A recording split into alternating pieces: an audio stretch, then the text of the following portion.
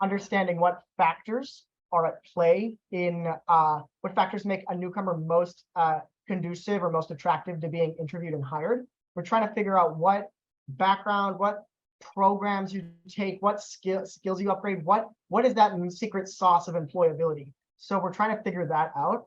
And to do that, we are actively uh, uh, working with employers to fill real roles that they have available, like real jobs, high skilled jobs in the tech sector, and following the journey of the folks who do these interviews at our events, who do get forwarded onto the direct pipelines, who really understand who's making it and who's not, and what can we learn from that to push employers to do better going forward. So again, it really all wraps around to the employer learning piece, that we know that way too much effort is put on making newcomers learn and train and upgrade, and nothing is really asked of employers to do better. So we're really focusing on that lately. Can we hone in a little bit about, like, what do you define as soft skills? Yes, what I saw that in the chat too. So soft skills. Oh, we love soft skills. We love them so much. What even is that? So I can see Shauna just cringing. I know. This is a conversation that just will never die. So hard skills and soft skills, right? Hard skills are technical competencies.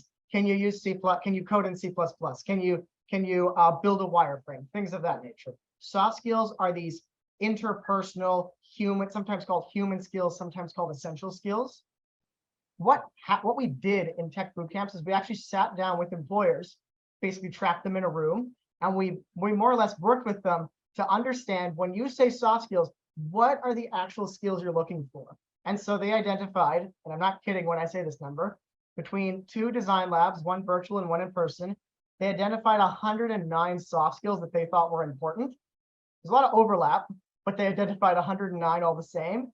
Luckily, we were able to boil it down and prioritize to 6, which were communication, collaboration, critical thinking, emotional intelligence, coachability, and personal resilience. These were, based on our research, the top 6 soft skills. And I know I'm saying a lot of words here, so I'm going to trust that I can forward this information on in the future, but I'll put it in the chat if I can in a minute. But communication, collaboration, critical thinking, emotional intelligence, personal resiliency, and coachability. These are the things that employers honed in on as being critical to succeeding in the tech sector. And I want to focus specifically on UX within that, because there's a very specific to UX piece that exists in this conversation, that this intersection of communication, collaboration, and critical thinking in particular is very, very relevant for the work that you folks do. And I know I'm preaching to the choir when I say this, so you will understand this way better than I do.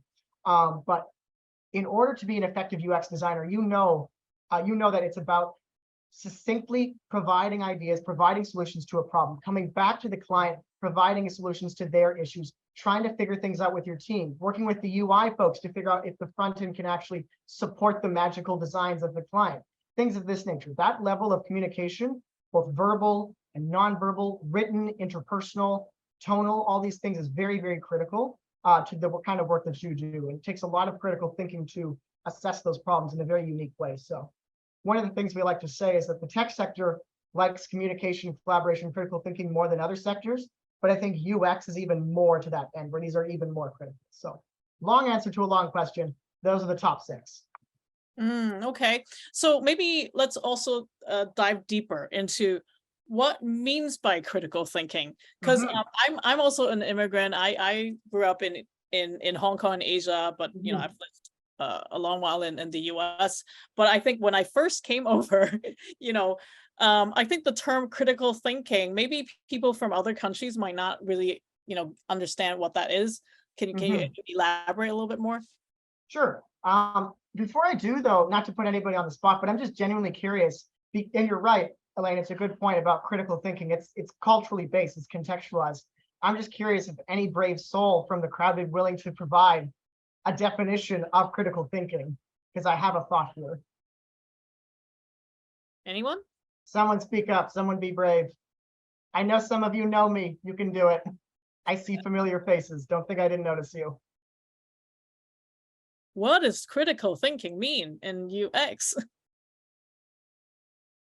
Wise, okay. Wise indeed, Ma. All right, well, if nobody wants to, that's okay. I can keep putting people on the spot later, but basically the point I'm making here is that critical thinking is contextually based, right? It's based within a culture. So when we talk about critical thinking within the tech sector and as a soft skill, this is kind of like what Ma said about the whys, understanding the whys. But the way that I look at it is about the so what. This is a piece that really gets lost on newcomers, or so the research has shown us. That, oh, hold on, there's something in the chat. Shauna, yeah, let's see. Communication, collaboration, critical thinking, personal resiliency, emotional intelligence is the last one, EI. Anyway, so critical thinking, the so what question. That's really what this boils down to. I'm going to focus just on interviews because I know that's where a lot of people are thinking, and I even saw it in the question box. So critical thinking, so what in the interview. What this is to an employer, as best as we can understand, is, how do I put this? You don't go into an interview just to explain your resume again. And a lot of people do just that. You go into an interview and you say, I'm a UX designer with 7 years of experience working for a large tech company back in, I don't know, Kuala Lumpur. I don't need you to have you in an interview to know that, right? I can just look at your resume and understand that. You're not telling me anything more. It's not showing a level of criticality. The real so what around at a very broad level is the so what about you? What is like the story that you're trying to tell the employer that you're interviewing or that you're applying with? So again, to focus it on the interview, the so what around your experience might be something closer to, I really value working with clients and I really value making something that works for people and makes their lives easier. That's why I'm a UX designer and that's why I work doing X, Y, and Z with this company. Positioning your experience within a value statement is a good show of critical thinking, and it shows that level of engagement and curiosity that just stating your experience really doesn't. So very long answer, I realize, but the so what is at the core of the critical thinking soft skill, and being able to show that in a way that's appreciable to and understandable to the interviewer is really key. Right, I can so relate to this because growing up in Asia, especially Confucius culture, you're not supposed to question your bosses. You're just supposed to be, good girl, good boy, quietly working, whatever they tell you, just do it. Yeah. So I think asking why, and even raising questions could be seen as challenging your boss, challenging authority. Absolutely. So, yes. But over here is employers want you to ask why, right? And because if you don't, they think you're not using your brain. Yeah, exactly. One of the things that we hear a lot from employers, because again, I don't work on the newcomer side, right? I don't have as much visibility as somebody like Shauna might on the struggle of the newcomer, although I used to do a lot of this work in my old role here. But the thing that we notice a lot is that when newcomers don't make that critical so what point, it comes off as unreflective, right? And that you're just kind of saying, well, I'll just do whatever my boss tells me, and then I'll do nothing. A Western employer doesn't want to hear that, right? They want to hear that you're a self-starter, that you are a curious, proactive person. And having that level of criticality and curiosity about yourself in terms of your value statement is a really good way of just starting to show that. So yeah, absolutely. There's a big cultural piece in this, and the Confucian piece is very, very big in this.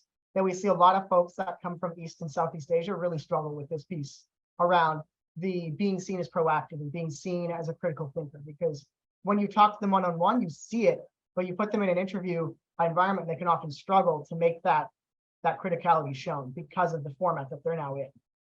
Yes, I think especially in Asia, sometimes if you're too proactive, people can see you as too aggressive. And it's a negative trait in Asia. So, it is a cultural shift to make, and keep asking questions. And, here in North America, sometimes in a stakeholder conversation, if you don't, fight to talk, you have no chance of talking, right? Yeah, and that's absolutely. Well, yeah, okay.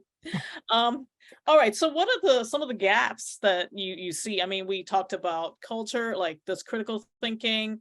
How about language? I think language might be a huge piece. Yeah, language is an interesting one. Yeah, right? Language is a really interesting one because we did some surveying on this with employers and newcomers, and we actually just straight up asked them how important is language to finding a job. It was a very straightforward question. It wasn't phrased like that, but it was basically that. When we asked newcomers, they said it was like, 8 out of 10, 9 out of 10 level of importance. Like it's super, super important. You ask an employer, it's like a 7 or a 6. Employers are viewing language as less important than newcomers, which is very interesting because our perspective and our expectation is quite the obvious. We expect employers to care more about language than the newcomer does, which is very interesting. So we were really surprised by that. And we actually went to employers and we kind of asked, what's going on? Why is that? And basically what they came back to us with is, it's not really about how many words do you know, how strong is your vocabulary, how thick is your accent if you have an accent. Really, it's more about your ability to make a point. And to give you a bit of an example of what I mean by this, when we ran the tech boot camps, we focused a lot on professional narratives. And anybody who's here who did the boot camps will know this, that we focused a lot on narrative because we saw that when you provide someone with a structure about how to tell a story, they are so much more cogent and eloquent and articulate than they might otherwise be. So again, to go a little further, we started the boot camps just asking people to do mock interviews, and we saw what we expected. People were kind of all over the place. Some answers were really wrong, other answers made no sense, that kind of stuff. But once we put in front of them the STAR method, in this case, situation, task, action, and response, or result, once we put that in front of them and we let them work with that, and then they did mock interviews on the second day, the quality of their answers just went through the roof. Like we even graded them, right? And the difference was palpable. So what that really showed us is it really verified what the data was telling us, that it's not about how eloquent you can be and how articulate you can be. It's about whether you can structure your thoughts in a way that is cohesive and succinct and interesting. Because after all, you got to remember, we're in the TikTok world now. Nobody has an attention span. You're all looking at your phones right now. See, so like that's that. At the end of the day, we know we have to keep our audience engaged. So things like the STAR method are a really good way of making your point succinct. I have lots of examples of this too, but I'll just stop there for now. Okay, STAR method is situation. What was T? Task, action, and response. Result. Yeah, result. So results. Yeah. So if you want an example, because I like this example because I've used it a couple times. This is a real one from my work. I didn't do it, by the way, but it's a real one. So due to an error with the CRM that we were using, the event ad was sent to the wrong people. That's the situation. We had to identify and fix the technical error, connect with those people who had been contacted mistakenly, and send the advertisement to the correct audience. That's the task. I successfully identified the issue in the CRM, contacted those who had been accidentally sent the ad to explain the issue, and then presented an attractive alternative event that they actually were eligible for, and then emailed the correct people. That's the action I took. The result was that we successfully identified an otherwise unknown barrier, an issue in our CRM. We had good turnout at that event, and we drove extra interest in an alternative event. So that is literally a story in the STAR format. I told you something that might otherwise have took me 5 minutes to explain, but by keeping it within the STAR method, I was able to keep it very succinct. You can follow along and you can actually get something out of it. So yeah, situation, task, action, result. It's a very eloquent way of phrasing interview answers. And if you even have just STAR written on a sticky note on your screen, it's a good way to take a second, pause, collect yourself, and then answer. I've never been in an interview situation, and I'm sure all of you who have done interviews before, I've never been like, wow, they didn't answer within 0.3 seconds. They're stupid. Like, no one thinks that, right? So take your time, structure your answer. STAR is an excellent way of doing it, and you will do quite well. And I know ISS actually does a lot of this kind of interview training in the sense of they focus on these kinds of structures. And to Alina's point, a little sip of water can add a few seconds. And I'm thinking so. So in terms of language, I mean, for most newcomers, English might not be their native language. Naturally, yeah. It might be their second language. What should they do? Well, like I said, within the STAR method, it's about staying within your wheelhouse, right? Not trying to say fancy things just for the sake of sounding smart. People can see through that. If you have more basic English, use basic English to make your point. You don't need to say, I articulated my point effectively. You don't need to say that. You can just say, I did it well. Like, that's fine. The point is to stay within that structure in a way that's comfortable for you. It's not about using new vocabulary to look fancy. It's about using the tools you have even if it's more basic English, to make a good point. One of the really interesting things is once we had that second level of mock interviews, it's not like people had new English skills. They still had accents. They still struggled with their English, but their ability to articulate themselves was so much improved because it was structured, not because they got new English skills. They were just the same people as the day before after all. Very interesting. So it's the newcomers think that, their English is like, not good enough, but the employers actually think that's not the main point. The main point is, can you communicate effectively, like using structure, right? Exactly. And I mean, there is going to be a point with some roles where really good English does matter. Sales roles, for example, external relations roles, that is just a thing. That's also where Canadian experience can be somewhat legitimate in the sense of you need local market experience, but that's usually where that ends. Oh yeah, see, there you go. The BC government also recommends the STAR method. Go figure. But yeah. Okay. Yeah, go figure. Okay, but other than the structure, like if somebody wants to improve their English language, what do you usually recommend? Well, honestly, that's usually the point where we start pathfinding them back to the settlement agencies like Success, like Mosaic, like ISS and BC. They're equipped to do that kind of work. We don't want to be like stepping on their toes, but also they're a lot better at it than we can. So my suggestion is find a local settlement agency because they have those connections with language training, where that can really help you with that. So if you really are struggling with your language, focus on those settlement agencies that are in your neighborhood. There are lots of them. I've named 3 right now, but there are 1,200 settlement agencies across Canada, 700 of which focus on job matching and job connecting. So there's a lot of these guys out there. You just got to do a Google. They're there. Oh, wow. Where do people find this information? You can look up service provider organization list. I believe that does it. Shauna, can you help me out here? I know you know this better than I do. Oh, wow. Okay. That's new to me. But that, yeah, no, there's a whole list. So because much the government, because the government funds them, they have basically a big list of them. And that list is publicly available and it's searchable by like what you're looking for, where it is. So service provider organization list, that should do it. Oh, awesome. Okay. So there's another big piece that I always hear people say, that employers want newcomers to have Canadian experience in order to land a job. But where do you get Canadian experience if you don't have the first chance, right? Yeah, isn't that a fun thing? We love Canadian experience. It's as I said before, it's a sticky, pernicious issue that really, sorry, I'm just trying to look through my notes here because I had something about this. Canadian experience, there we go. So, what is it from the employer's perspective? Why do they want that? So Canadian experience to them, this is the funny piece that, oh yeah, someone put it in the chat. The IRCC list is in the chat. Thank you to, who said that? Kevin. Yeah, thank you, Kevin. That's what we're looking for. And Ma. So here's the fun little piece of gossip. Newcomers don't know what Canadian experience is, and neither do employers really. Everybody says it, but no one's really sat down and unpacked it as to what this thing means. Now, that doesn't mean you're out of luck. Thankfully not. What we discovered through our work in the tech boot camps was Canadian experience is partly legitimate, partly biased at the end of the day. But where one legitimacy ends and bias begins, we're not really sure. But like I said earlier, there are places that we identified where Canadian experience, which is to say having job experience in Canada, at the end of the day, that's in theory what people mean.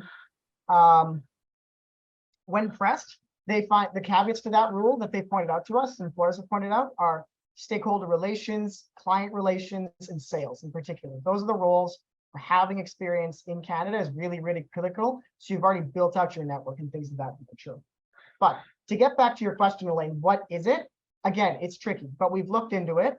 And what we basically found was that it kind of boils down to an effective application of soft skills. That appears to be what it is. So aside from actually working a job in Canada, what is Canadian experience? It's using your soft skills well and letting that be seen by the employer. So I can be a little more specific than that too. What this looks like is showing employers good communication styles, being seen as collaborative and proactive, being a problem solver, having a growth mindset, and responding to challenges positively. There's a lot I can say, and I hope to say later about growth mindset and around using LinkedIn and around the interviews. but these are the big pieces that we talk about in Canadian experience. It's this sense of collaboration, it's the sense of open communication, being a problem solver, being proactive, and having a growth mindset. That's the soft skills side of Canadian experience as best as we can understand. Getting that is another question, but that is at least what we see that they're looking for. Okay, yeah, interesting. So, so maybe both sides also have a perceptual difference, right? Of Mhm. what's a good Absolutely. employee versus what's a good, you know, Yeah. yeah. Okay, interesting. And then what do newcomers do if they don't have the first Canadian experience? Right. This is the tricky part, right? It's the chicken and the egg. I need a job to get Canadian experience, and to get Canadian experience, I need a job, right? Right? It's that. It's awful.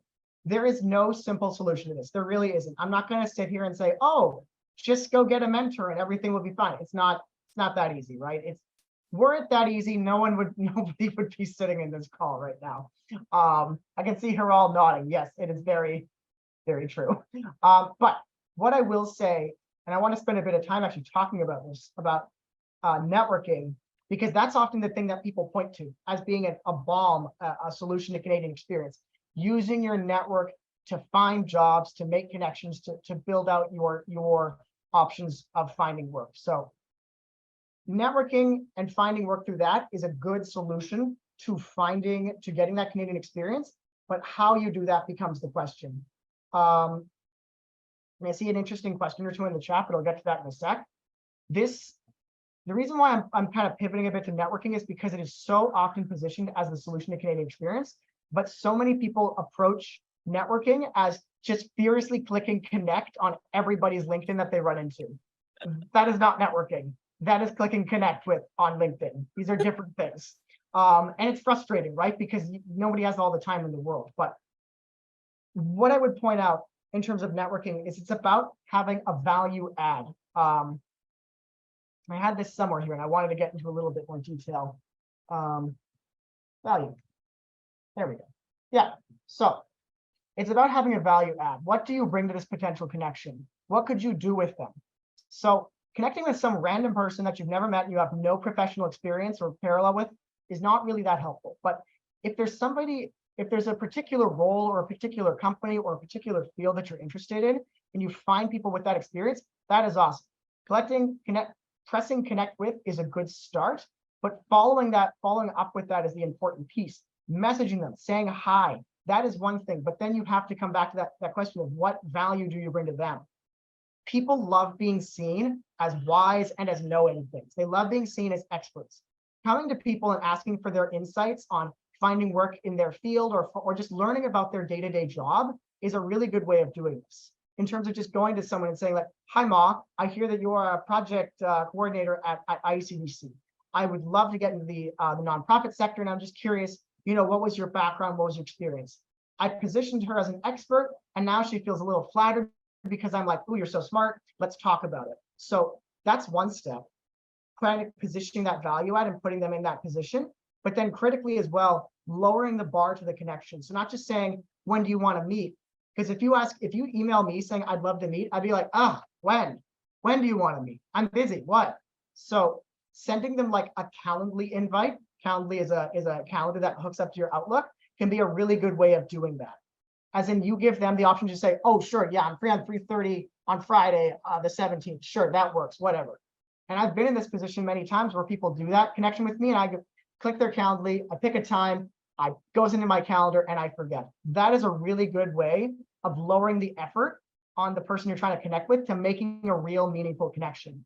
It takes a lot more work, but you actually make a connection, a network connection out of this, rather than just 1,000 strangers on LinkedIn. And the last piece I'll say around this networking piece to pivot into Canadian experience is that if you can, in person is better. That if you can meet them in person, do it in person. The silences on Zoom are agonizing. The speaking over each other in Zoom is agonizing, but also just having stuff to point at in the world is helpful to have stuff to talk about. You can't talk about work the whole time. Talk about the ugly dumpster across the street and how they should replace it, stuff like that. All of that to say, to kind of wrap this up, networking can be your avenue into Canadian experience, but you have to do it right. You have to find some way to add value to the person you're trying to connect with, lowering the bar through things like Calendly or suggesting times, and then in person if you can. Very long answer, but there you go. Yeah, I really want to drill down this point a little bit more because I know tons of, newcomers. The way they look for jobs is they sit at home in their pajamas, send out 100 resumes, expecting to be hired like that, Yes, right? the thing. Yeah. And they're like, why? I don't understand why. Like, I'm not getting a job. I'm like, what did you do? Send out 100 resumes. Mm-hmm. Standard resume, standard email to everyone, right? Absolutely. Dear hiring manager, I am very interested in working at your company with the role mentioned in the email above. They see through that. They do see through it. They know it's a generic email. Being called hiring manager is so bizarre. Nobody has that title. Anyway. I also found a really, really good analogy to some of my students that are looking for jobs that way. It's sort of like dating. Mm-hmm. So if you want to date somebody and then you send like 100 messages to all the guys or all the girls saying, hey, I want to, like, this is me, do you like me? Right? Yeah. That's not very sincere. Yeah. It's basically going like, oh, like, like this is a gross Tinder example, but like men are gross. We all know that men are gross. And on Tinder, they are extra gross, where they like send out the same message to everybody, hello, beautiful, you are the most amazing person I've ever seen. That is weird, and it puts people off. The same energy and genericness of dear hiring manager, I am looking for a job with company, same kind of dispersonal, impersonal energy. But I see we have a ton of questions in the chat. I don't want to forget, so let's talk about these. Freddie asked about Canadian experience in the areas other than UX. It's a really good point. A lot of people position Canadian experience as just being at any old company. Not strictly true. If you can, get it in the tech industry. That will have a lot more cachet. So even if you're like an IT support analyst at a tech company, that has legs. That has the ability to show that you have Canadian experience. But working at, I don't know, the local ice rink as a program manager might not be as relevant to a tech company. Wouldn't hurt, but it wouldn't help as much. So that's that. Lena was asking opinion on highlighting the cultural differences during the application process to actually bring more diversity to the team and company that you're applying to. Let's see. So opinion on highlighting cultural differences during the application process. As in like, you want to show them that you are culturally diverse. I just want to make sure I'm following this correctly. And I think people can now talk. I'm honestly not sure. I don't know how the mute thing works on Zoom. Oh, okay. Well, actually, we have a full dedicated Q&A session. Okay. So we can hold this then. We can. Because I want to give this the space that needs. But Lena, please clarify in the chat so we can follow this along. Should we just keep going through the questions then, or should we hold off, Elaine? Yes. Why don't we finish the original questions that I asked? Yeah. Yeah. I just want to make sure we get to these. Yeah. Sorry. Just drilling down into networking. What I've noticed is some people think networking is just coming out to the event physically and just saying hi. That's networking. That is not networking. That is saying hi.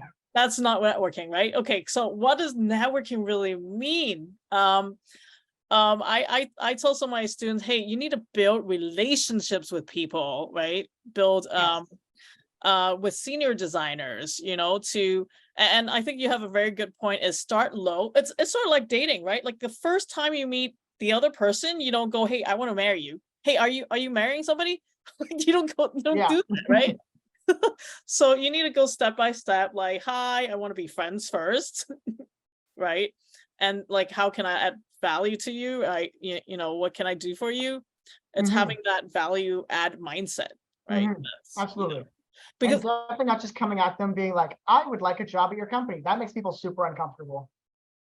Like, it's really, really weird when I get people being like, oh, hello, I really admire your work. Can I work at IECBC? And I'm like, so everything up to can I work at IECBC was nonsense, right? You were just like trying to, soften me up a bit. Like that's how that comes off. Yeah, it's like, hi, I really like how you look, and can you marry me? Yeah, exactly. Like now? I would like to leave. Can you marry me? Yeah, exactly. So weird. Yes.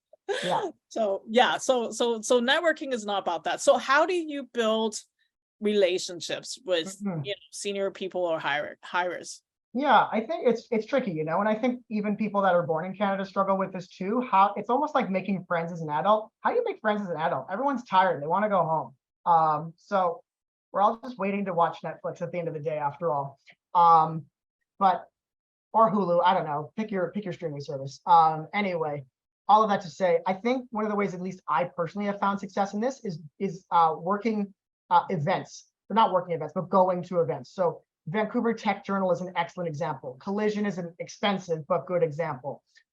Brain Station holds free events as well. These kinds of free, open to the public events are a really good opportunity just to meet people, have fun conversations. And I think critically, this is what we hear a lot from newcomers, gain confidence in just being in a room with other professionals. Because again, I can't personally speak to this because I have the privilege of having been born in Canada, but I know from at least experience from looking for work, it is such a discouraging, tiring, very depressing process looking for work and being told no over and over and over. It is very dispiriting. So getting into these spaces with other professionals, being able to talk the trade without having to like sell yourself for a job every time is a very empowering and comforting experience to just be in a room of people who know this stuff and talk about it without having to be like, and now I would like a job.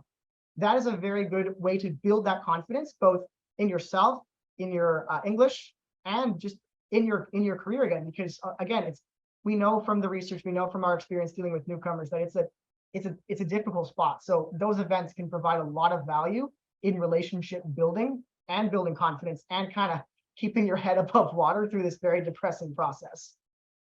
Yeah, and I think, maybe just even volunteering for, Vancouver Tech, Yes, Brain, absolutely. like IxDA, right? Yep. Because actually people judge you like based on like you as a person, like over time, Yeah. right? If you've been very helpful, you've been very, honest and responsible, like even for nonprofit events, they'll be Yes. like, you're actually a hireable person, And right? it's so funny you should say that, Elaine, because that exact thing happened with IECBC, and she's sitting right there. I met Ma at Burnaby Intercultural Planning Table. What a mouthful! Oh my God, BIPT event. She came up, she's just chatting with us. I was like, oh, this lady's really smart. That's really cool. And so we like got in contact via LinkedIn, and then I was looking for some facilitators for the tech boot camps, and Ma signed up, and I was like, oh, that's awesome. And she came, and she's really good. And then I kind of got my wheels turning out when I was like, oh, well, we got this funding coming up and we're going to need somebody to fill this role. I should float this by her. So she went through the process fair and square like everybody else. But that was just a good example of making those connections through volunteer work that actually worked to get her back into her field. Obviously, Ma is, frankly, overqualified for her position. But, she and I have talked about this too, that it's all about my job with her is making sure that whatever she does in this role, it positions her for greater success, right? And I think to talk about the employer side, that's the job of any employer who hires an immigrant, to make sure that even if they're in a role junior to what they did before, ensure that whatever they're doing sets them up for success going forward, as opposed to just treating them as a cog in the machine, right? So I'm not saying I'm perfect. I'm certainly not. I talk too fast and I work too much, as Ma knows. But I think it's just really important for employers to take that role of putting people on, not a pedestal, but putting them on display so that they as an immigrant can have their work being seen. But on the other side, it's about putting yourself, like Elaine said, not sitting behind the computer doing 100 resumes, but getting out and being visible and making those human connections. That was a very long ramble, but there you go. I don't know if that answered anything.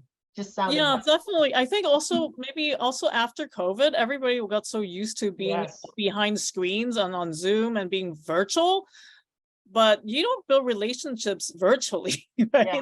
You need Yeah. to meet people in, physical situations. Yeah. Okay, so maybe moving on, like, what do you do with Canadian employees to enable them to hire more newcomers on the other piece that you do? Right. So there's a couple of things we do around this. And I like to view it as like indirect and direct engagement with employers to move the needle. One sec, I had a good point about this that I wanted to share. Here we go. So like I said before, I work at IECBC. Our focus is on the employer, right? So we do a lot of work with employers to move the dial on how they engage with tech skilled, well, not just tech skilled, how they engage with immigrant talent. Just so happens that both of my projects focus on the tech sector. We can do this through indirect and direct ways. So Indirectly, in terms of how can we get them to hire newcomers, we do projects like Tech Bootcamps and like Tech Connect. We engage employers in co-development and we make champions out of them.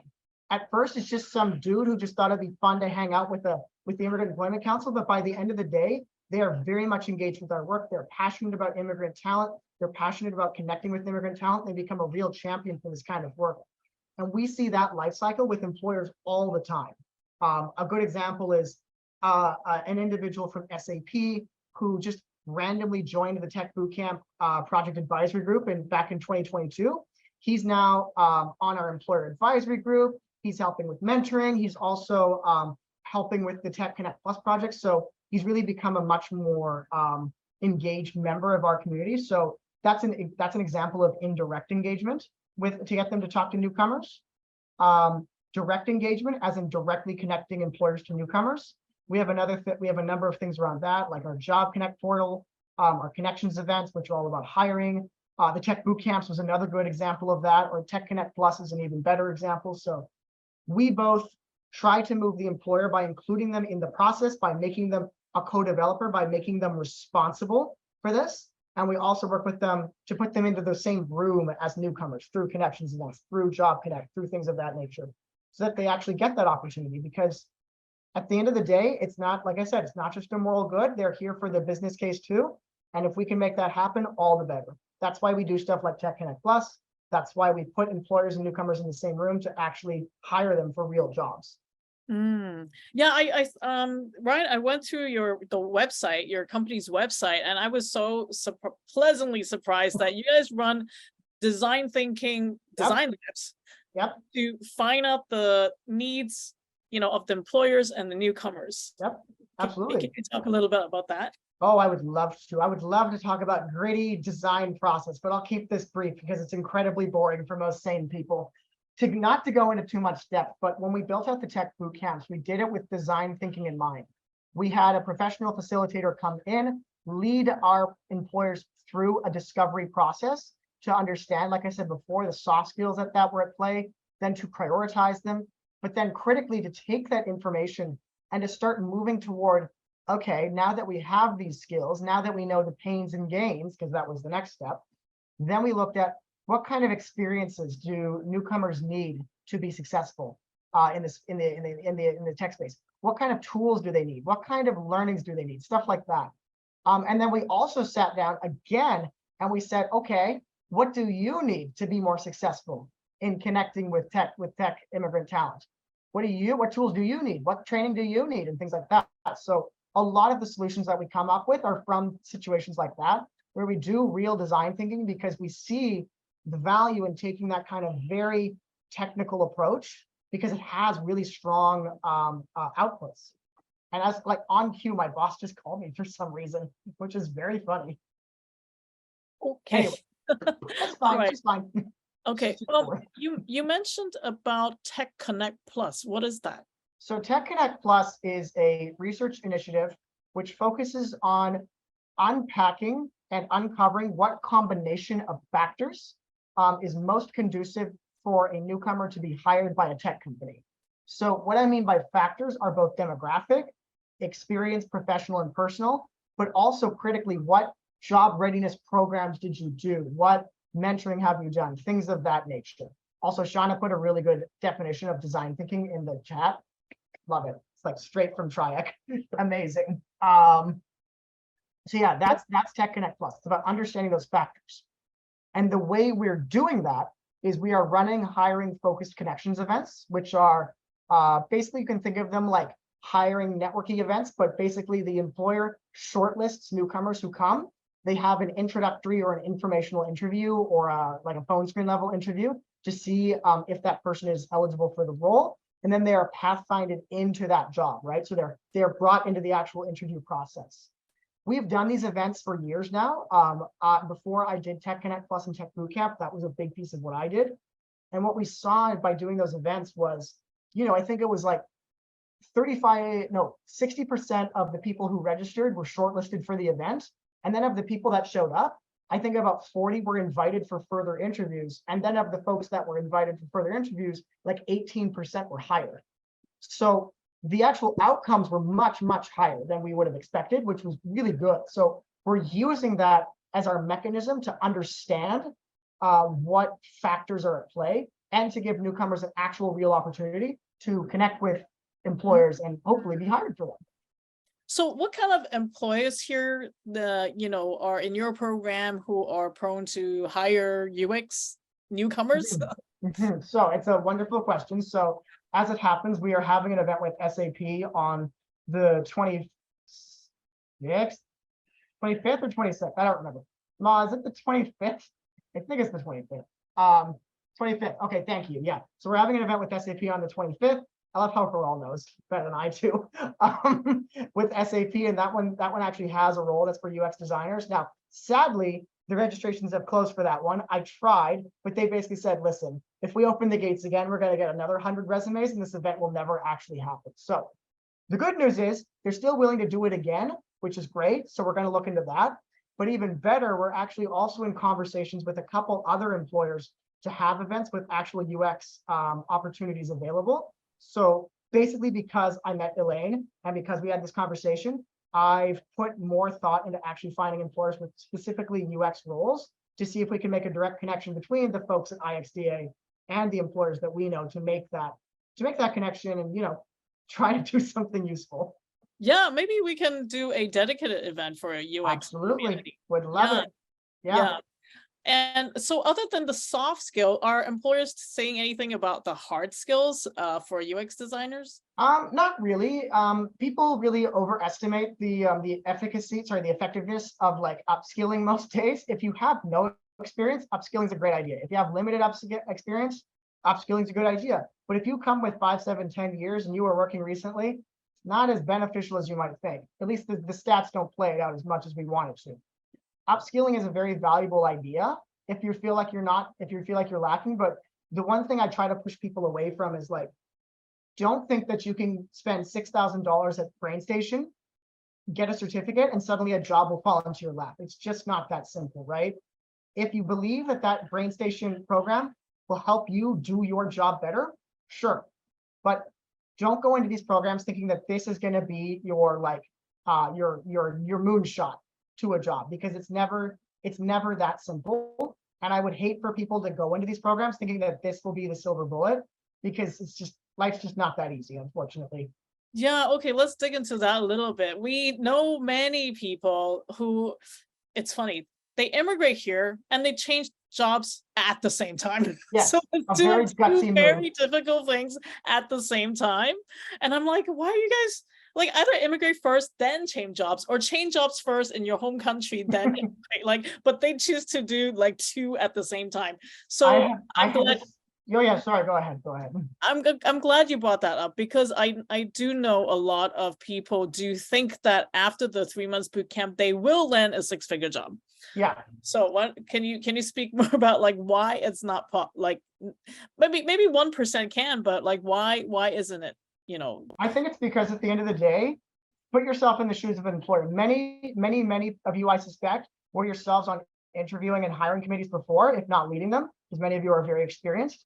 Put yourself back in those shoes and think, I'm sitting in an interview and I've got this one person with 5 years of experience from another country, and I've got this other person who has no experience, but they just got a local certification. Realistically, who are you going to go with? That's the kind of calculus you got to make.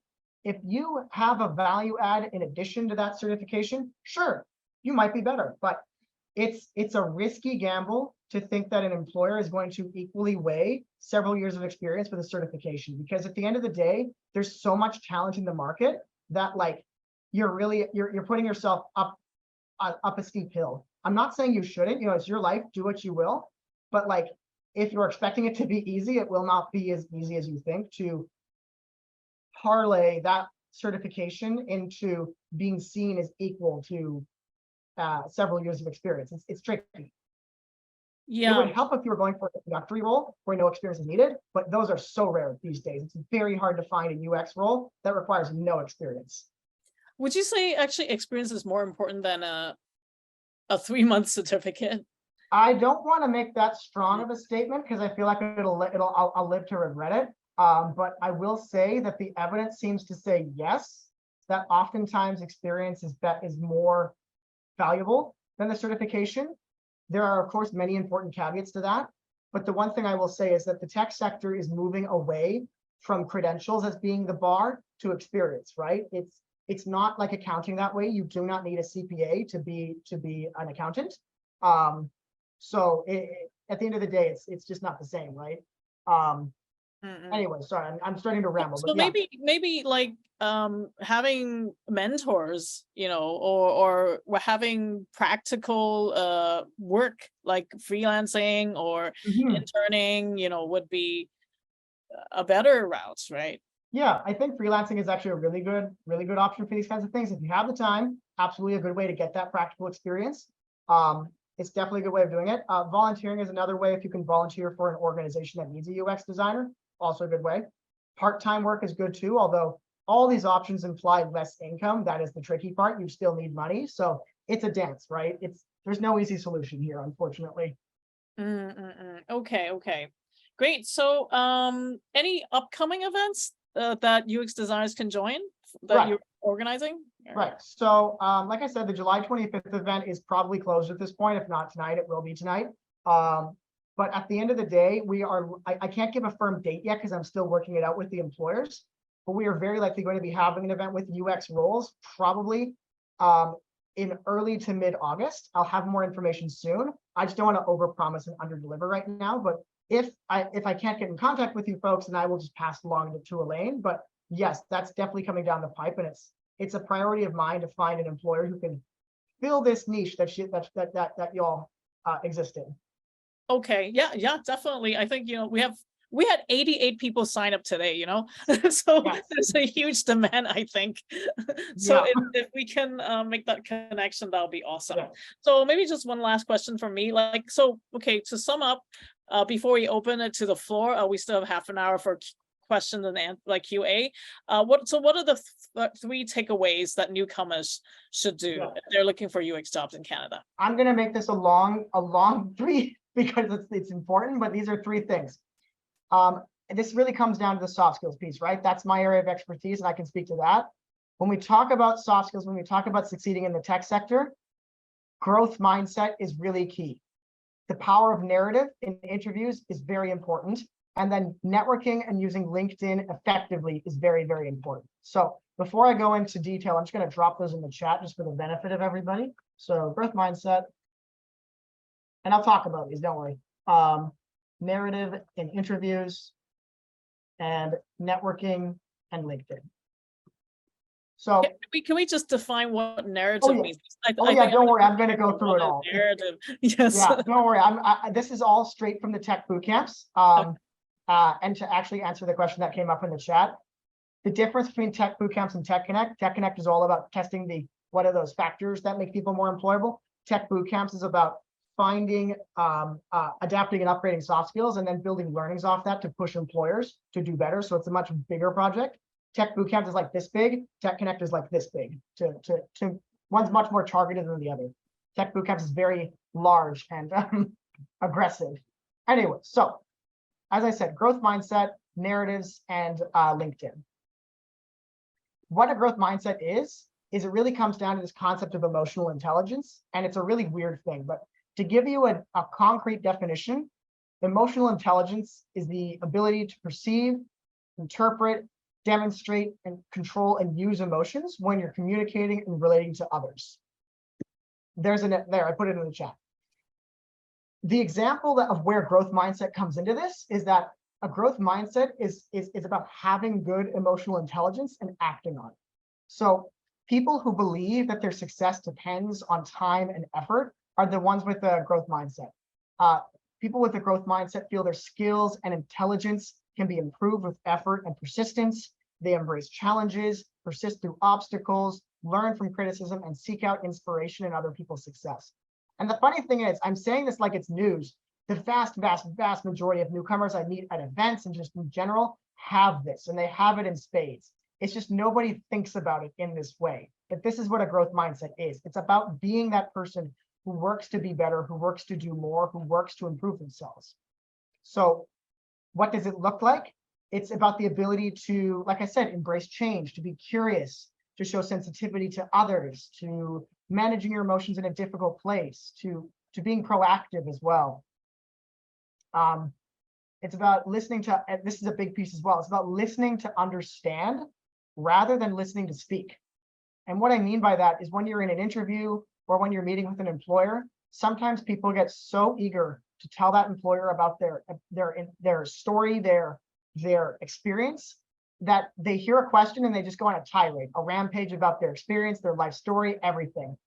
That is listening to speak, right? You're just waiting for me to stop talking so you can wow me with how amazing you are. I can tell you're not listening to me and I won't like it, right? Because I won't feel like I'm being listened to. Respond to the question, act on the question, listen to what they're saying, understand it, and then respond. Don't just try to jump in as fast as you can to show that you're smart. So that is a big piece around the growth mindset. The reason why I bring it up is that, like I said, I think so many newcomers have it, but it's really about packaging that growth mindset in how you see yourself. And I have an excellent example of the growth mindset versus the fixed mindset. And Elaine, you kind of beat me to the punch, but it's a good punch. A fixed mindset is sending 100 resumes and getting no replies. It is really admirable to send 100 resumes. It's a lot of work. It's really exhausting to apply to that many jobs. So I'm not saying anybody that does that isn't working hard. You are, you're working your butt off. But are you working smart is the question. After 20 or 30 resumes, if you're not receiving a response from an employer, something is up with your resume. Something about it is not clicking. You need to go back to the resume, have that growth mindset, and question honestly with yourself, what am I doing that's not clicking? And it can't just be, I suck and everyone hates me. That's not a really productive way of looking at it. Oftentimes, if it's the resume where you get stuck, it's because it's not actually telling that story about you. It's not actually showing your achievements, it's just saying what you did, as an example. If you get stuck at the interviews, something you're saying in that first interview is not landing well. You have to go back to your notes and figure out what it is I'm saying, what's landing well, what's not landing well. And that comes back to this growth mindset and this emotional intelligence, right? Paying attention to the interviewer to understand what is and is not working, and attenuate and attuning yourself to that particular response. So that is number one, growth mindset and the emotional intelligence that underlies it. The narrative piece is what Elaine was just asking about. What I mean by narrative, and I've kind of hinted at it here and there today, is it's in interviews especially, interviews are not just about repeating your resume in person. If I'm the interviewer, I don't need to hear that you have 6 years of experience as a Scrum Master at company X. I know that because I, in theory, saw your resume. The interviewer wants to know not just whether you can do the job, but whether you'll connect to the corporate culture, whether you'll be a good fit, that culture fit thing. This is where this comes in. And so what I mean by professional narratives, these are the stories that we tell in professional settings, such as interviews or meetings or events and more. And so the ability to craft a cogent and compelling and succinct narrative is key to succeeding in the workplace. And like I talked about before, within narrative, there's this idea of structure, right? STAR is an example: situation, task, action, response, or result. Like I said before, STAR and telling stories and professional narratives, this doesn't require perfect English. It doesn't even require good English, but it requires good structure. You got to work with the tools you have. And if your English isn't amazing, work within that. Use simple language, use short sentences. Don't get fancy, but keep your structure focused, and you'll be able to convey your point irrespective of how good your English is. And so just a couple fun little ideas about how to make this work. As a how to make your professional narrative really sing in an interview. Practice and get feedback. And I'm putting this in the feedback in the chat, by the way. Connect with your audience. Look for verbal and nonverbal communication.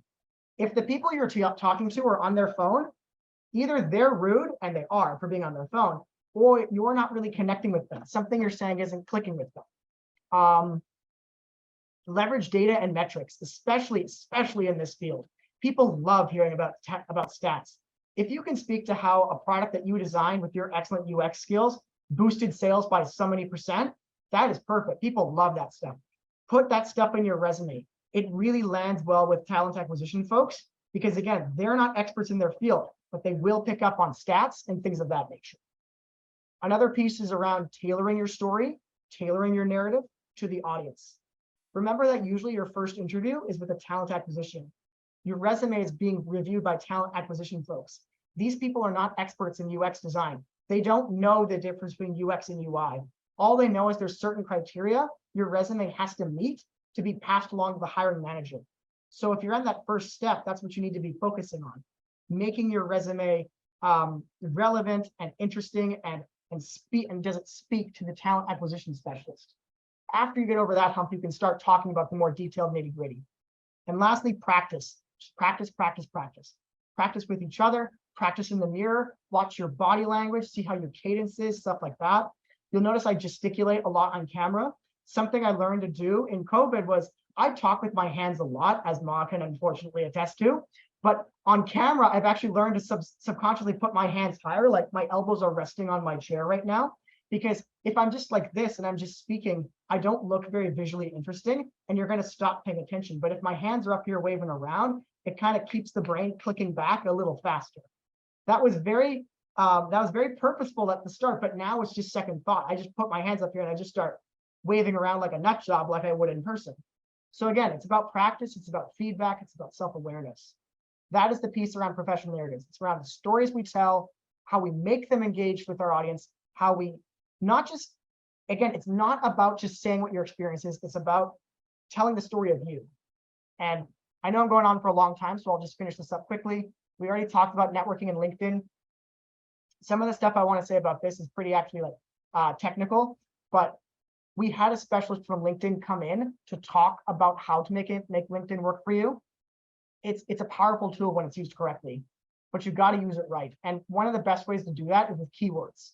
Remember that ATSs, those talent attraction systems, they're working off your LinkedIn, they're working off your resume. Using keywords that are common in your field is a great way to make that LinkedIn sing a little more for the audience at hand. On top of that, focus on things like having a good background photo, having a good photo of yourself. Don't get that weird chin angle. This is not a good angle. Nobody looks good here. Everybody looks like they weigh 700 pounds and they haven't gone outside in a year. Like, it's not a good angle. So don't do that. On top of that, having a good headline, that little headline section. Don't just put aspiring UX designer. Put keywords in there that will work with your field. And lastly, make sure that the beginning of your about page section doesn't just start with something like, I am a UX designer looking for some job. Speak to who you are. Everybody is a UX designer looking for work. Everybody is a UX designer looking for a job, right? If you start with something about your passion for products, your passion for making people happy, stuff like that, that connects with people a lot more. I could say so much more about LinkedIn, but I'm not going to. All of that to say, keywords are your friends, put them in. Anyway, that's a very long answer, Elaine. I'll stop talking. Yeah. I think the narrative piece, just one additional thought is that I actually tell some of my students to be hire-centered. I mean, our industry is about being user-centered, right? Mm-hmm. So you should really be hire-centered, like thinking, because I've actually interviewed people when I ask them, so do you know what my company does? And they're like, no. And so as an employer, it's like, why should I even hire you? You don't even know what my company does. Mm-hmm. Right? You didn't do your research. You didn't tell me. Classic pitfall. Yeah. Yeah, you didn't tell me why I should be hiring you. Mm-hmm. Like, what makes you interested in my company? Well, how am I special? Like my company's special to you. Like, it's a culture fit or vision, mission fit sort of thing, right? Yeah, absolutely. You want to be seen as fitting, right? It's not fitting in. It's about being a nice addition to the company, right? And you can show that by interspacing your experience with your values and your ideas and your passion. People love passion. It's a very attractive quality in people. Showing your passion for design is a very powerful way of putting yourself above the competition. Excellent. Okay. So I'm just going to throw one last question in. Right? I just thought about, well, now with AI coming out, right? Mm-hmm. Like, how is it affecting the, job market? Like, have you noticed what kind of skill sets employers are like, well, we don't need this type of people anymore. We want more of this type of people because AI can't do that. Yeah, no, that's a good question. The good thing is there's research about this. And basically the research says the people that are most at risk of being either replaced or made redundant by AI are in fields like administration, legal assistance, things of that nature. Luckily, that is not the work that the folks in this Zoom chat do, thankfully. The work that you do is fairly safe from AI for now. Because again, you got to think about AI from a technical perspective, right? AI is very good at having complete data and drawing meaningful conclusions from it. But when you have incomplete data, ChatGPT says crazy crap. That is the danger of AI and becoming over-reliant on it. And most employers with a brain know that. So AI is an excellent tool to supplement workers, but it is not at the point where it can replace UX designers in particular, because the work you do is too reliant on having incomplete, imperfect data and making good conclusions off it, because that's what the human brain is much better at. We can take 80% of data and get a really good idea. A computer is going to get crap from it because they're just not there yet. So that's where the fun research is at.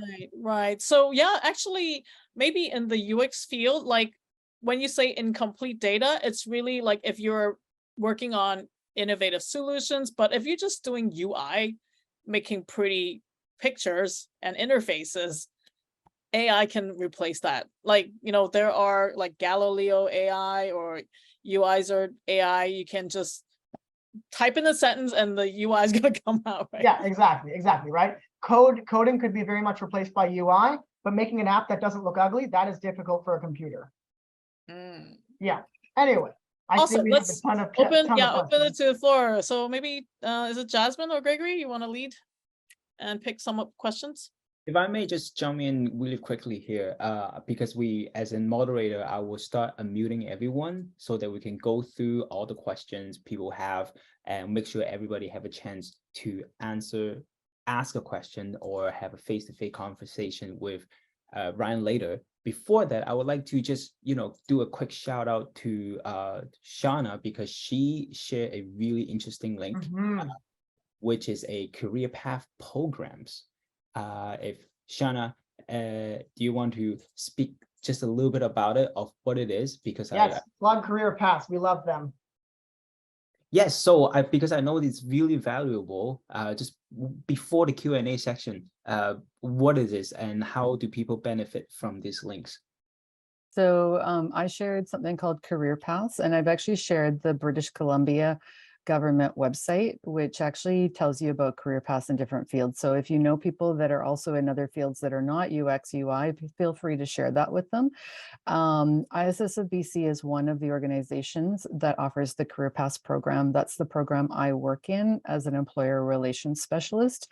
Basically, it's called Career Paths for Skilled Immigrants. So basically, if people have post-secondary education from their home country or even from Canada, they're either a landed immigrant or on the journey to becoming a landed immigrant. And I'm not going to give you the technical terms because the website that I can send you another website link will tell you better. What we don't accept in career paths is people, unfortunately, the people that are from the Ukraine, because that's not, we have a smaller kind of cohort that we deal with. And also people that are on a work visa, we don't deal with them. But if you are a PR card holder, you're almost a PR card holder, or you are so therefore a refugee, you have to have experience to come into the Career Paths program. So that means depending on what your age is and what your stream is, if you're a UX and UI designer, you'd be in what we call stream 1, because it would come under a certain knock code. Most likely. So if you're trying to career change, that is not the Career Paths is not the program for you, but I will put a link into other programs that we have from ISS of BC. So Career Paths is a program that tries to help people get back to their pre-arrival occupation. And how do we do that? We do that through a variety of ways. One is you get a case manager that supports you. We offer funding for some training. We also connect people with mentorship. You get one-on-one coaching. We connect you with employment opportunities, so a variety of things. So we're just one, as Daniel said, of many different service providers, but ISS of BC is the largest one in British Columbia. So And we have a lot of knock codes for technology. So I just wanted to share that with you, and I will put in the chat our direct link to Career Paths program for ISS of BC. Thanks, Danielle. Awesome. And let's get the FAQ session begin, and the rest of you who are interested in knowing more, make sure to check out the comment box. All right, I'm gonna let one of our volunteers to read out the question, shall we? Yeah, so I think the first question was from Lena.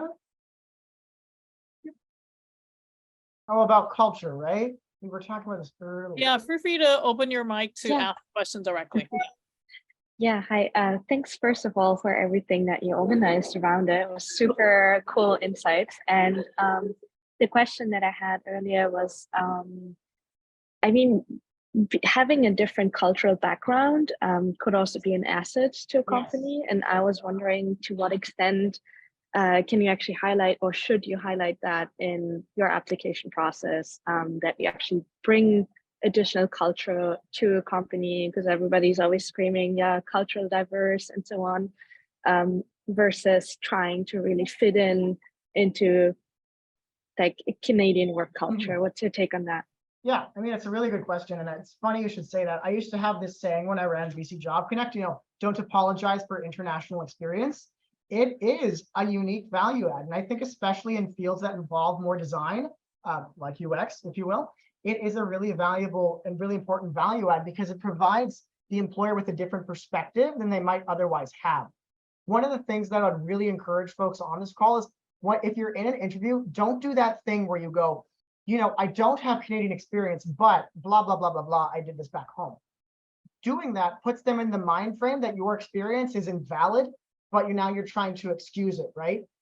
It may not work every time. And even if it doesn't, it's still better, like Lena said, to phrase it as a value add. The experience I gained in country X has really helped me understand that folks who don't have, I don't know, let's talk about apps.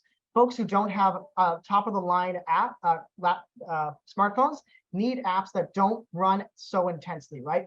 That's the kind of stuff that works. It shows the employer that you have a different set of knowledge that they might not have on their team. So yeah, Lena, absolutely. That different background can really be used to quite a good advantage if you, to go back to narratives, frame your narrative in a way that makes it a value add rather than an excuse for.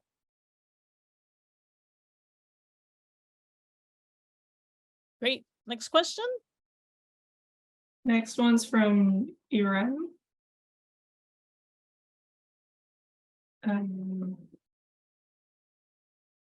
If you're Ask a here. question. We can help you. Oh, hi. Wait, you're here. Great. Wait, what question did I ask? I forgot. How is it the one about volunteering? Oh, they sent a link for me, so I think Oh, okay. I got my answer. I think just briefly about volunteering. Some people do position volunteering like the be all end all, like it'll just get you a job. Sometimes it does. It did for Ma, but that's not always true, right? So what I would say is volunteering in your field, very, very valuable. If you can find ways to volunteer and use your skills, awesome. Not to say you shouldn't volunteer. Volunteering is good. But if it's not in your field at all and you have like no background in it, it might not be as useful. So try and find opportunities as they shared in the chat to volunteer and to put your skills to use, because I can only speak for IECBC right now and my previous role as well, but we did view that favorably when we saw that. Okay, thank you. My concern was that because I don't have any experience, I'm struggling to find opportunities because most of the job postings have like requirements for at least 2 years. So Yeah. that's why I was asking about volunteering. No, it's a good point, Aram. What I would say to that is, yeah, definitely in that kind of situation when you have no years of experience, volunteer work can be a really good way of filling that out, as can be freelancing, as Elaine asked about before. So freelancing, volunteering in your field is a good way of getting some of that experience while you still look for that entry-level job. And critically as well, I'll point this out too, if you did just graduate within the last 6 months, you are still eligible for the vast majority of internships, most of which are paid now. So also an idea if you're eligible. Okay, thank you so much. No Yeah, I problem. think for people who are just entering UX, like, okay, from the employer's perspective, they would pay if you have already been trained well. It's like if you are a restaurant, you'll pay to hire a cook if they can already cook very well, right? Mhm. But if you just took a 3 months cooking class and expect to be paid as a chef, yeah, to work for Gordon Ramsay, they'll be like, why should I be paying you? Like, but you can volunteer to peel potatoes in the kitchen, right? And ask the employer to give you that chance, it's an opportunity to show your skills, right? I think sometimes nowadays some of the boot camps have kind of screwed up that expectation because they're marketing that you can get a 6-figure job after 3 months boot camps. So it's like kind of not connecting, right? If we could all do a 3-month boot camp and get a 6-figure job, I would not be on this call right now. I would be sitting in a much nicer apartment in a nicer part of downtown with my 6-figure job. Okay, who's next? Next is Freddie. Freddie, what did you ask, Freddie? I'm Hi, sorry, scrolling. nice to meet you. Okay, I put in the chat different questions, but at this moment, I think in another one is because I had experience in UX design from 4 years in my home country, but the job posting and in interviews is still asking about Canadian experience. Yes. Here I have experience in retail companies, yeah, and like a salesman, and I don't know why introduce me in this field here because, for example, every day I saw here in Vancouver a few job posting for medium level or junior level UX designer positions, just for seniors or leads or something like that. It is a little bit tricky for me to find a job. This is my question. How can I get this opportunity? Because in the last interview, in the phone interview, I had a bad experience with HR person, because when we talk about the Canadian experience, I talk about my experience in retail in Canada with Canadian people, with other cultures, but she said, no, that's okay. I need the experience in UX design in Canada. Okay, bye-bye, thank you. Yeah. And I feel, okay. No, I think I know, I see where you're going with this, Freddie, and I see the other questions, so I'll try to answer these as well. So what I'll say about this, that is a tricky issue, right? This is the problem with Canadian experience. Employers pretend like it's just any old job in Canada, but it's not, right? It's in your field, and that makes it difficult. There is no easy answer here. Some of the ideas that come to mind is what I was saying to Irem before around volunteering and freelancing. UX is particularly privileged in being able to freelance. Not everybody in the tech sector can do that, so that is an option. But one thing I would also note as well, and I wanted to talk about this before, but I kind of forgot, is that way too many newcomers that I meet focus on the big companies, the Microsofts, the SAPs, the Shopifys, these really big titans. They are so spoiled for talent that if you don't have everything they're looking for and more, they will not look at you. But small and medium-sized enterprises, SMEs, small businesses, medium businesses, they are much more tight for talent. That is where you'll find that's where you'll be much more likely to find opportunities than in big companies. Now, the question becomes how you find them. This is about digging. This is about going to events, because you will see people for sure at a Vancouver Tech Journal organization event that are from like Microsoft and SAP, but you'll see a lot of folks who are from startups and from small companies who, if they're not looking for talent right now, they will be soon. Those are the folks that we have the greatest success in terms of connecting with and hiring newcomers, not because they're viewing newcomers as a second best, but because like the best talent, or the talent that is most easily appreciated, which is, talent that was born here, is already scooped up by Microsoft and SAP and all them. So that would be my suggestion in terms of the finding job side. Dig into those small and medium companies. They may pay a little less, But let's be honest, the difference between getting paid 80 and 70 is not as big as 70 and 0. So that would be my thought about that. That small and medium enterprises are a really excellent way of getting that experience. And I would suggest that for anybody here who's having that trouble. Do not stay stuck on Microsoft, SAP, Shopify, Amazon, especially Amazon. They're really tough to get into. And the others, the other big boys that are really annoying. I'm sure it's fun to work there because they give you free food and booze, but you're not going to get it at this point. So don't waste your time yet. You will someday, but at this point, let's shoot for reasonable and not spend too much time on those ones.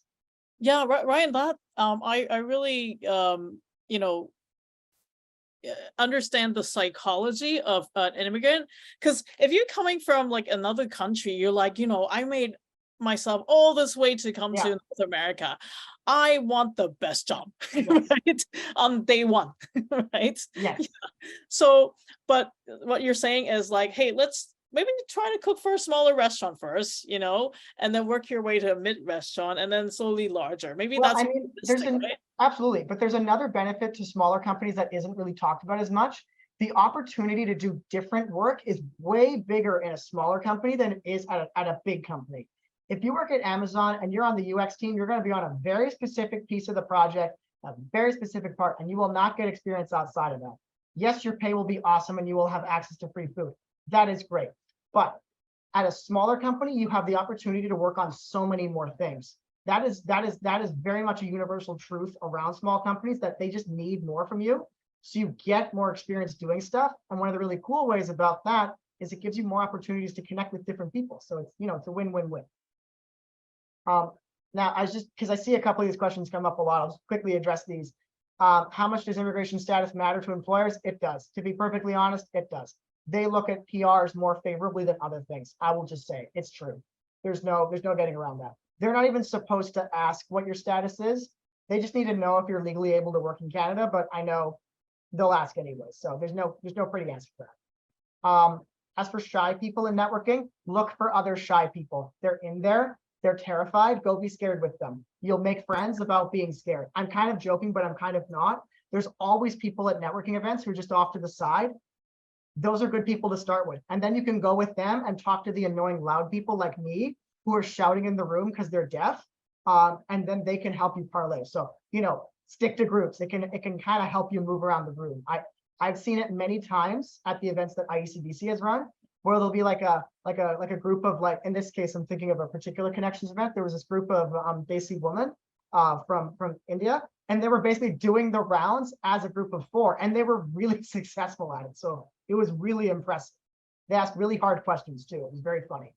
But yeah, for people who find networking difficult, look for other people who look like they're a little uncomfortable. It'll make your day, it'll make their day, and you can work the room together. Anyway, sorry, Jasmine, didn't mean to steal the moderating seat. That's all right. I think the next one was from Juan.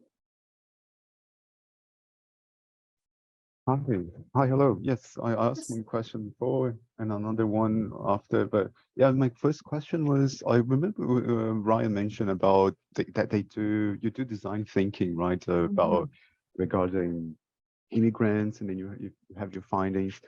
But yeah, I wonder, you know, if you could share like some of these findings, like what are the things that you mentioned that, you know, you try to identify that immigrants need to learn, like to then finally be successful when you know applying for jobs. No, that's a good point. It's actually something we're working on in the background. So basically, yeah, we ran the tech boot camps, right? And that was basically where we put all those findings into practice. We held nothing back at those things, that's for sure. Anybody that's done them knows just how busy those 2 days are. We are hopefully going to be running more boot camps in the near future because we see the value. From a very selfish angle, it's a really excellent way for us to engage with employers, because at the boot camps, it's employers who are the facilitators, tech professionals. Sometimes we'll pick other people, but it's usually just tech professionals that do it. So that's been a real big value add there. That's usually where we share those kinds of findings. In the immediate term, we're just focusing on the employer side of things, but hopefully we're actually going to be running more boot camps to focus on this soft skills piece, because as I said before, the tech boot camps is not around building soft skills. I firmly believe that newcomers have soft skills. You had jobs before, you will have jobs again. This is about adapting and upgrading those soft skills for the local context. So hopefully, providing the funding goes through, we will be running more boot camps, a lot more of them, bigger ones. So stay tuned for that. You know, by all means, get in contact with me. We'll talk about contact at the end, but yes, this is a thing that we hope to do more of because we really saw a lot of value in terms of the improvements that people made. So yeah. And that actually also answers the other question. What's the next tech boot camp? We don't know right now, but we want to do them soon. We're just focusing on the employer side for now. And then once that's done, we're going to basically turn back, go to the government, ask for more money, and hopefully do more boot camps. Or getting a company to pay for it. That's an option too. We're looking into sponsorship as well. Okay, And it will be free or 20 bucks. 20 bucks are free. It's going to be one of the two. Thank you. So you say that, so one of the main important things immigrants need to learn is the soft skills, right? Well, Adapting the soft skills to the Canadian environment. My point would be that the stuff that we learned when we built out the boot camps is all around soft skills, right? So that's the stuff that I can speak to most meaningfully. There's obviously more stuff to talk about. There's resumes, there's cover letters, there's how you interview, things of that nature. I'm just saying the stuff that we've learned is focused on soft skills. There's lots of valuable information out there about interviews and resumes and things of that nature that is worth looking into. It just so happens that I don't feel as much of an expert on that to really give meaningful insights into it. But beyond that, I think that's again where the settlement partners come into play. Things like career paths can be a very excellent way of getting that kind of knowledge. Like I said before, there's no one silver bullet. There's just lots of interesting things that can push you along the route to understanding where your strengths are and how to leverage them. Jasmine, how many more questions do we have? Because it's now 6:30. I don't know, Oh my Ryan, God, are you in a it's rush or? Yeah, I we can only stay a have bit like longer. I don't mind. Sorry? Oh, we only have like one or two left. Okay. Yeah, and the next one's from Maggie. Maggie? Hello. Hi, Ryan. I just got your July 25th, the SAP, the connection. Thank you for that. I have a question because honestly, I'm over 40 and with the UX design in my mother country, almost 7 or 10 years. But my experience in Vancouver, I found several, maybe third interviews, but all failed. What I feel is any how to say the 40 age designer is a few opportunities than the younger designers in local. I'm not sure, but in my mother country we have this workplace culture for the age limitation. So what do your opinion for that? Okay, interesting question. I honestly don't know if I'm fully qualified to speak to this, so I'm going to speak kind of broadly to it. Obviously, age can sometimes play a negative factor when you're trying to look for work. There's pros and cons, right? Most employers don't get really stuck on age in the sense that you might be saying here. Our research has never really shown a strong bias to or against a particular age group. Now, there could be differences from talent acquisition specialist to hiring manager, things of that nature. It's difficult to say, but Shauna has her hand up, so I'm just gonna see what she has to say because I think she might know more. I'm going to actually speak from a personal perspective. I think what's really important, and this is going to echo with what Ryan has said, is networking. And that I have personally had 3 very distinct careers, and I have basically managed that by networking. So I would encourage you to do that. I think it's the most valuable thing to do. Informational interviews, if you don't know what that is, please look that up, and going to events and meeting people. But as Ryan has said, it's not just about grabbing a business card or someone's email address. You need to follow up with them. You need to add value, to ask them questions, etc. But networking, because I think if you just keep sending your resume in, you may not have success at any level. It doesn't matter what age you are, but that's my 2 cents for it all. No, it's great. You're right, Shauna. I mean, I think the power of networking isn't in how many people you know, it's how deep the relationship is, right? And a good example of that is that I'm going to use Ma as an example again. That's not like I don't know how much Ma networks. I assume a lot because she's very social. But at the end of the day, it was not because she met as many people as humanly possible at the BIPT event. It's that she stopped to have a meaningful conversation with me that really changed whether she would get connected with us in the future or not. So I think to Maggie's question and to Shauna's point, yes, age can sometimes be a barrier for sure. I'd be lying if I said it wasn't. But sometimes, after all, being too young is a barrier. So it kind of cuts both ways some days. So don't get too despondent. There's no prevailing bias in the data that we have that says age is going to stop you from getting work. Really, it's just more about staying up to date in your field.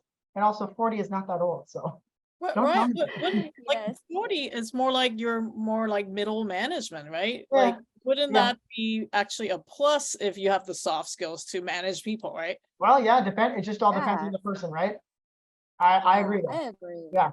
Yeah, the problem for me is my skill is focused on the design manager recent years. But after I immigrated, I want to find the designer job. I found that I, stand out the design tendency, and I needed to pick up my design skills to match the current tendency.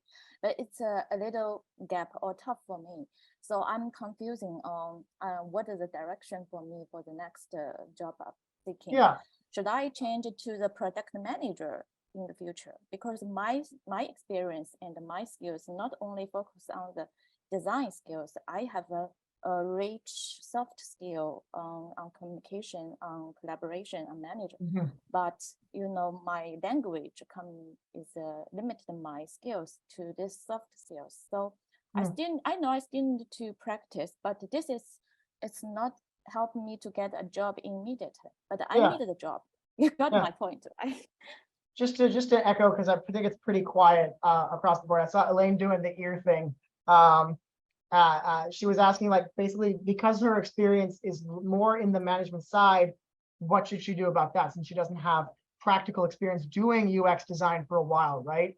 Maybe again, I'm not an employment specialist or anything like that in that sense, but my hunch is that perhaps that is where upskilling can come in handy. But again, that can also maybe product development or product management is a way to look. It's not a bad idea to look at, but there's no there's no silver bullet here, right? This is going to be an unsatisfying answer, but just trying things is a better solution than just doing the same thing over and over, right? There's no wasted effort if it helps you understand your career and your opportunities better. So not a very satisfying answer, I know, but what I would suggest is look into upskilling opportunities, see if they're useful for you. On the other hand, with the product side, try to get some coffee chats with people who do that. See if it's actually something you have the skill set for, and see if it's something you want to do.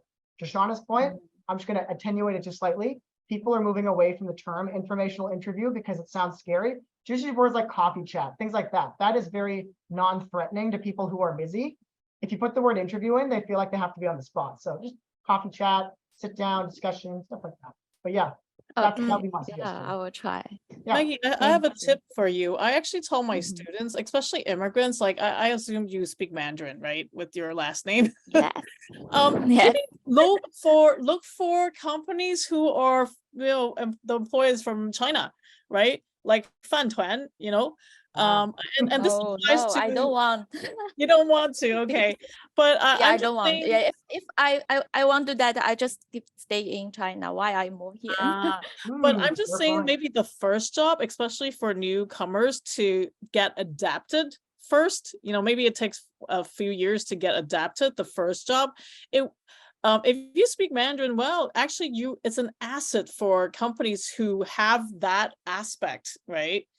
Like even for Hong Kong people coming over, I tell them, hey, maybe you should look for an employer who are from Hong Kong, because for them they might have businesses that need Cantonese, right, or need Mandarin, right, or even for other cultures, like maybe an Indian employer would need somebody who knows like Hindi. Then that will actually be an asset instead of like a negative thing. So that's just my thing. Yeah, thank you. But I still want to, even I work from a startup company, but speak English much better than I still use the Mandarin in Canada. Sure. Yeah. Yeah. Thank you. Thank you for Okay. So Yeah. Jasmine, just one last question, right? Yeah, one last one from Francesca. Oh, hi. Someone kind of responded already. Mine was about internships. Are they only for new graduates?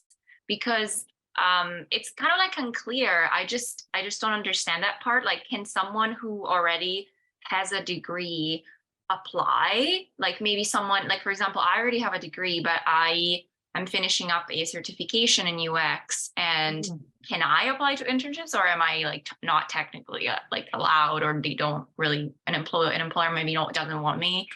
So yeah, that was a bit unclear. No, that's a good point. As best as I understand this, and I'm not gonna say this is hard and fast truth, the majority of internships are at least partly government funded, right? And the government's language around internships is you need to either be graduating a post-secondary institution or within 6 months of graduating. So either you're done and either you're about to be, sorry, let me rephrase. Either you're almost done or you finished within 6 months at a post-secondary institution. So what that entails for a certificate, I do not think a certificate would be eligible for that. Okay. That is unfortunate, mind you. But at the end of the day, some companies do look at non-government funded internships. They're just harder to find. So it's worth looking into, but just don't spend too much time on it because you might find it to be not as useful at an experiment if there aren't that many non-government funded internships out there in your field, because there just might not be actually. Okay, thank you. No problem. Okay, so That's it. thank you so much, Ryan. No problem. My voice is very tired. This is very, very informative. I hope everybody got what they wanted out of this, sharing today. Yeah, looking forward to, maybe collaborating on your next tech bootcamp or focus on UX. Absolutely, yeah, absolutely. I would love to. Ever since I met Elaine, my brain's been moving very much in like, how can we? There's a giant pool of UX designers here. I just need to find an employer who needs enough UX designers to make this work. So I'm looking into it. It's a thing that's on my radar. See, there are so many employers who are looking for 3 to 5 years senior people. Yeah. But I also think maybe you guys can have the role in educating them, to or unpack, with a design lab or something, like unpack what they're really looking for, right? And bring them closer to. Yeah, it's funny you should say that, because some of our employer learning stuff coming out of the boot camps addresses just that. Stop making your job descriptions wish lists. They are not wish lists. You are losing talent doing that. So I'm glad you brought that up. This is a little sneak peek, but in the effective inclusion in tech workshops that we're working on right now, the first workshop is on job descriptions, and we are basically teaching employers, stop making your job descriptions into wish lists, because you are losing potential talent who thinks they need to match everything on the job description. You don't. They're not looking for that, but people think they do, so they don't apply. So yes, this is very much. There are a lot of unicorn job descriptions. Yes, out there certainly are. Yeah. So yeah, there's lots of. I'll say more about that some other day, but yes, like Maud just said in the chat, do not forget to register for Tech Connect Plus. Here is my plug. Please do it. We are really having a good time with this project. It's gone really well, and having your input through the registration surveys and going to these events is really valuable in helping us understand just what is going on in our sector and how we can address the barriers between employers and immigrants in the tech space. So yeah, sign up for Tech Connect Plus. It's in the chat. So how do people contact you? I have dropped my information in the chat. I will do it again. Ma has also done so. Full disclosure, Ma responds by email much faster than me. So talk to her first, but you can try and ping me if you're feeling lucky. I sometimes am very bad for responding quickly. Before I go, Ma, any final thoughts? No, just thank you for having us, and we hope see you guys in our connection events. I put the link, and also my email is here, and I'm going to add my my LinkedIn again. Just I think the most important things, just keep going. I think people who are here, who are doing such a try to attending these sessions, being patient to, listen for more than 1 hour, they will get, to the point that they want. Just it needs, being patient and keep going, confidently. I think I am also a newcomer. I think sometimes we consider ourselves, even language or such a things, you know, we are hard on ourselves, I can say. Maybe we need to take it easier and respect our experience, respect what we have, and we trust that people can see our value here in our new home. All the best for you. Very wholesome. Thank you, Ma. All right, thank you so much, everyone. Thank you, Ryan. Thank you, everyone for participating. And Yes, thank you all for coming. All right, see you guys next time. Thank you. Enjoy your evenings. Go get some sun. It's still bright out. Yes. All right. Bye-bye, everybody. Bye-bye.